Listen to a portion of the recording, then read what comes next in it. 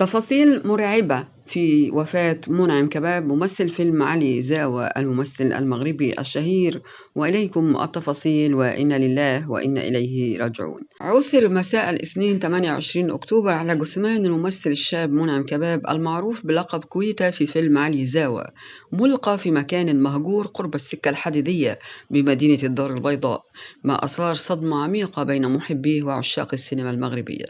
منعم كباب الذي برع في تجسيد معاناة أطفال الشوارع غاب عن الأنظار في ظروف غامضة ليعثر عليه بعد أيام من البحث في مشهد يجسد ألم الواقع الذي طالما عبر عنه في أدائه السينمائي، حيث جسد أحلام الطفولة التي تناضل من أجل البقاء.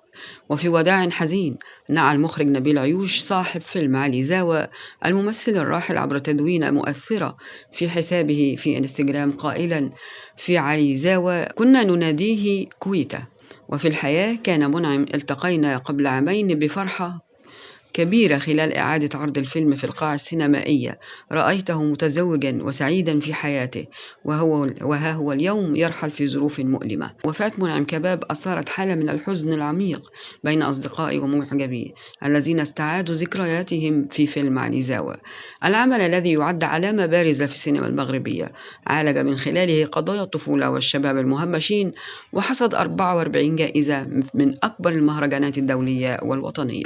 وإنا لله وإنا إليه راجعون.